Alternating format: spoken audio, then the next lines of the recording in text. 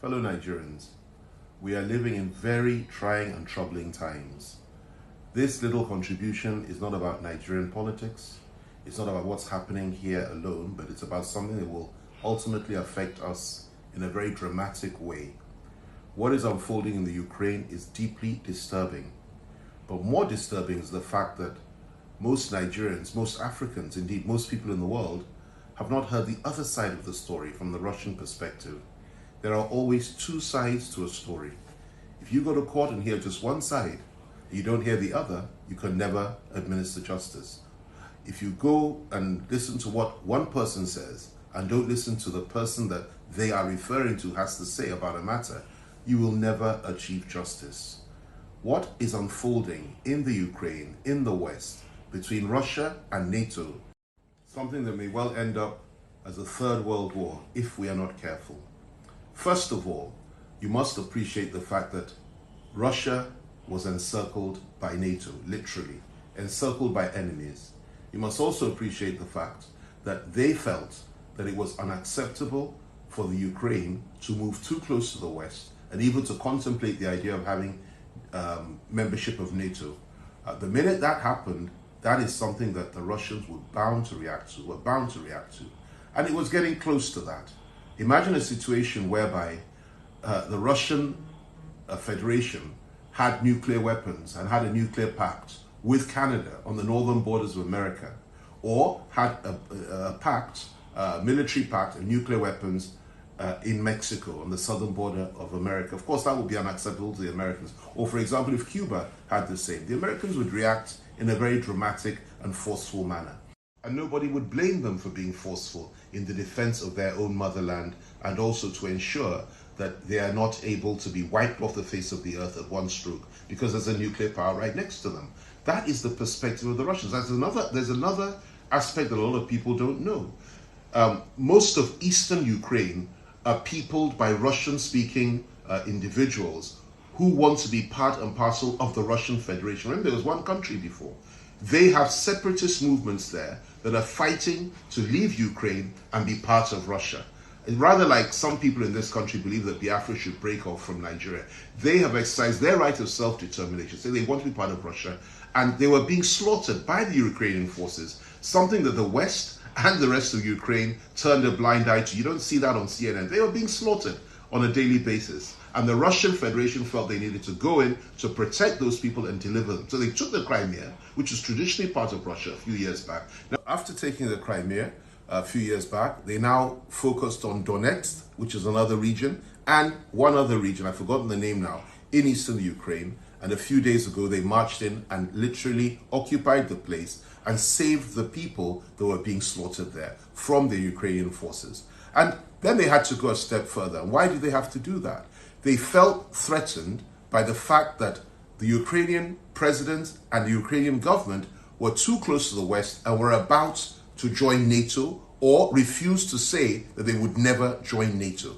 And the greatest fear of the Russians is for a country on their direct border to join NATO. That would result in catastrophic things going on. And they didn't want that. So what they've done, they've gone in, and unfortunately, they have invaded. And I have no doubt that they will remove the president. They will put another president there who will guarantee the fact that the Ukraine will never join NATO and will continue to be almost like a buffer state between the Western powers, Western Europe, and Russia. That is the only way that the Russians will feel comfortable. Now, look at the other side. NATO has built up so many armaments and so much arms and nuclear bases all over Europe, right on the doorstep of Russia. The only ally that Russia has is Belarus, and of course the Chinese, and of course the Indians, who have refused to condemn what they're doing and has vetoed any acts against Russia at the Security Council, which I'm quite pleased about. Now, I'm not saying that I'm pro-Russia, I'm anti-Ukraine, or I'm anti-NATO. All I'm saying is that there is more than one side to this story. And we in this country have to stop relying on the BBC, CNN, and Al Jazeera to churn out what they are making you believe is the truth. It's not the truth. There's more than one side to the story. There's a different perspective, and there must be understanding, and you must have an informed opinion form whatever it is that you believe to be, your position based on informed facts, not on what CNN tells you or what they want you to believe. Now, there's another aspect to all this, which is very disturbing. Why is it that Poland and all the other European countries are barring fleeing refugees from the Ukraine to enter their borders? And why is it that the Ukrainian police are not allowing Africans? They are removing Africans from the free trains that they've provided for nationals of other countries, including India, Ukrainians themselves, people from all over the world, to flee the Ukraine. They're providing transport for them, but they're removing Africans from those trains. And the European countries are blocking Africans from entering. You don't get much reportage on that on CNN or on BBC. I give credit to BBC, they reported it once earlier today, but outside of that, CNN doesn't mention. This is racism and it's unacceptable. And the most important thing is to appreciate the fact that the bottom line is that the white people in the Ukraine are entitled to flee and run away from Russian bombs, and they're entitled to enter Europe. But the black people, African students in Ukraine, are being barred from doing so by the Ukrainians themselves and also by the European countries. Now, what does that tell you about the mindset of these people? Putin said something. He has described the Ukrainian government as basically fascists, right-wing nationalists and fascists who are essentially racist in character. I would have to say that I agree with that. But having said that, I do condemn the fact that civilians are being killed. This is unacceptable and this is wrong. And I call for peace on all sides. Peace, restraint, and understanding. But we in the rest of the world must understand that this clash and this conflict will ultimately affect us all, and I'll tell you why. It will affect us because, as I said earlier, ultimately there will be a clash between Russia on the one hand, backed by China and perhaps India and a few other very powerful countries in the world. And by the way, China and India also have massive nuclear arsenals. But on the one hand, you will have Russia backed by China, perhaps India, one or two others. And on the other hand, you will have NATO in its full force and, backed by America. And, these are two very, very powerful sides. And what's going to happen? And it's being planned, it's being orchestrated. Just like Joseph Okechukwu has said, great writer and commentator of Nigerian stock, great guy. He analyzed it very, very well. I'd urge you to go and watch his videos. What's happening has been planned from years and years ago. It's going to happen. It's being provoked. The Russians are being provoked into this. And what's going to ultimately happen is that there will be a clash. The likelihood is that ultimately the Europeans and NATO will end up, in a military conflict, but there will be something on the border, there'll be a miscalculation, there'll be a skirmish. Russian troops will end up tangling with NATO forces somewhere along the western border of the Ukraine. This is after the occupation has been completed. There's going to be some form of military action between the two.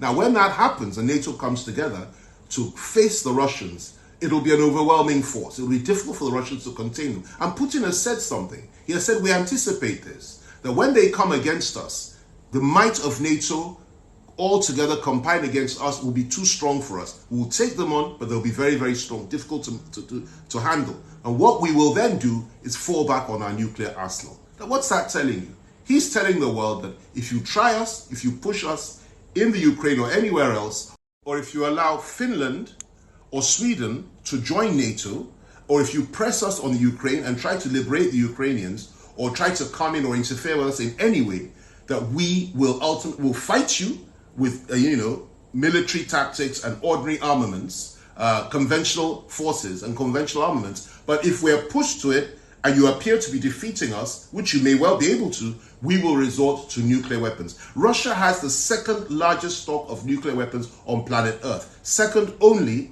to the Americans. And of course, China, that's what's watching and is clearly behind Russia, has the third largest. How does it, this is going to affect the whole world, the entire world, including Africa. So we need to pray, like Joe Okechukwu keeps saying. We need to pray, we need to be informed, we need to be sensitive, and we need to understand that this thing that's unfolding is a very sad one. Sadly, it is also prophetic, and by God's grace, He will deliver us from this terrible, terrible conflict that is about to be foisted on the world. What I've outlined here may not happen immediately. It's what you call a totalitarian tiptoe, as David Icke would say. It's step by step, well calculated, but it's going to happen. And this will lead to the Third World War. It doesn't mean it'll lead to the end of the world, but it'll lead to the Third World War. Now, we pray against this. I hope I'm wrong. But our position as Nigerians and Africans is to be informed, to be prayerful, and to pray that we are not affected in a way that, you know, is something that we can never recover from. That's my prayer for this country. And I suggest we focus on things like that rather than constantly looking within and criticizing one another and insulting one another and talking about things that are essentially irrelevant, because right now we are fighting for the survival of humanity from a very, very evil force that wants to plunge the world into a Third World War. Now let me end with this. I deplore the killing and the slaughter of civilians. I want to be very clear on that. And my heart goes out to what the Ukrainian people are suffering today. They're being bombed left, right, and center. They're being driven from their cities. Hundreds of thousands of refugees are pouring over the borders into Europe. They've been thoroughly destabilized. They're being humiliated, and they're being stripped bare. But it was predictable and it was avoidable. President Zelensky made a fundamental mistake. He played into the hands of the West. He allowed them to use him as a puppet. They pushed him over the brink, caused him to provoke Russia. Russia attacked, and now they've left him all on his own. What is happening there? The blame has to be fully and squarely on the shoulders of the president. 1 month ago, I predicted this would happen, and I posted it. And I warned, and I sent a warning to Zelensky and the Ukrainians that they needed to do what? Get sense, as the Nigerians would say. Well, they didn't get the sense. Now, the West has now left them. NATO has now left them. They are all on their own. Their cities are being bombed. Their people are being killed. They're being pauperized. They're being tortured. They're being bombed to smithereens by the Russians. And nobody's there to help them other than to say, oh, sanctions, sanctions, sanctions. Yes, of course they will impose sanctions. But this is the first chapter of a very long book, because it'll get a lot worse. And when the real conflict starts, Ukraine will be on the front line of battle. And that is where the tragedy will really be made manifest. When nuclear bombs are thrown over European cities, Eastern cities, Russian cities, American cities, and when they touch Africa as well, and there's a major conflict here, that is when people will appreciate the fact that when I said Zelensky needed to get sense and not be used by the West to goad Russia and provoke her into doing what she's doing today, that I was absolutely right. Well, let's keep praying. We pray for Ukraine, we pray for Russia, we pray for America, we pray for NATO, we pray for everybody.